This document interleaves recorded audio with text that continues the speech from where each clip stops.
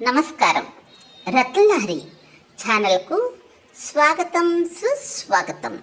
ఈరోజు మనం వరంగల్ జిల్లాలో ఉన్న శ్రీ స్వయంభూ శ్వేతార్కమూల గణపతి ఆలయం గురించి, దాని యొక్క విశిష్టత గురించి తెలుసుకుందాం. సాధారణంగా దేవాలయాలలో ఉండే దేవతా విగ్రహాలు, శిల్పాలు చెక్కినవి కాగా అరుదుగా కొన్ని మాత్రమే స్వయంగా వెలసినవి ఉంటాయి.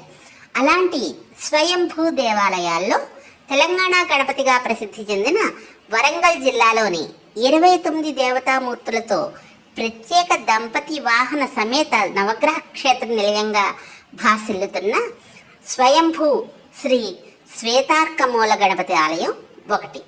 శ్వేతార్కమూల గణపతి కాజీపేటలో స్వయంభూగా ప్రకాశితమై వేల మంది భక్తుల కోరికలను క్షిప్రసాదిగా నెరవేరుస్తూ ఎంతో మంది భక్తులకు ఎలవేల్పుగా ప్రసిద్ధి పొందుతున్న ఈ స్వామివారి దేవాలయం హైదరాబాదుకు 120 కిలోమీటర్ల దూరంలో వరంగల్ జిల్లాలోని కాజీపేటలో గల విష్ణుపురిలో ఉంది. స్వయంభూ శ్రీ శ్వేతార్కమూల గణపతి అంటే శ్వేతం అనగా తెలుపు, అర్కం అనగా జిల్లేడు, మూలం అనగా వేరు. నారదాది పురాణ గ్రంథాలలో తెల్ల జిల్లేడు వృక్షం పరిపూర్ణంగా 100 ఏళ్లు పూర్తి చేసుకున్న తర్వాత ఆ వృక్షం మూలలో గణపతి ఆకృతి ఏర్పడుతుందని చెప్పబడింది.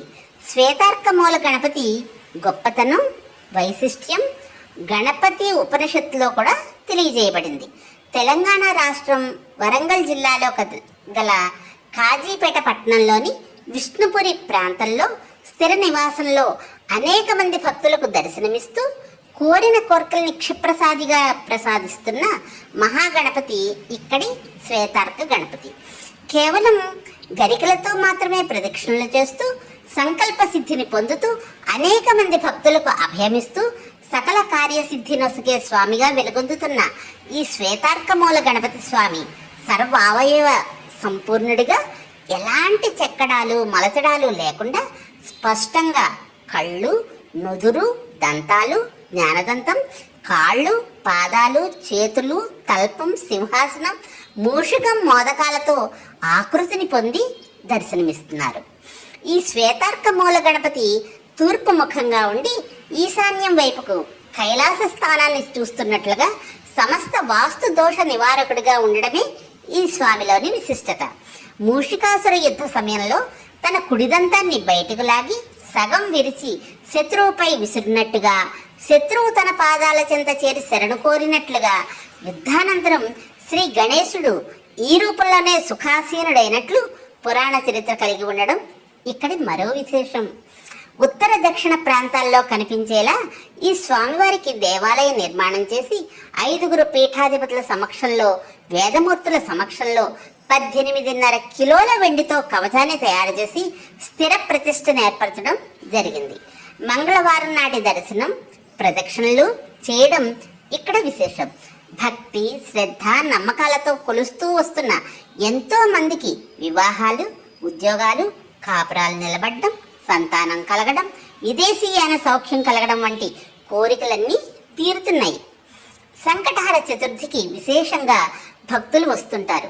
ఈ దేవాలయంలో శ్వేతార్కమూల గణపతి స్వామివారితో పాటు ఆది గణపతి, శ్రీ మహాలక్ష్మి, శ్రీ జ్ఞానముద్ర సరస్వతి, శ్రీ సంతోషిమాత, శ్రీ షిరిడీ బాబా, సంతాన నాగలింగేశ్వర దేవతామూర్తులతో ఆలయం నిర్మించబడి ఉంది.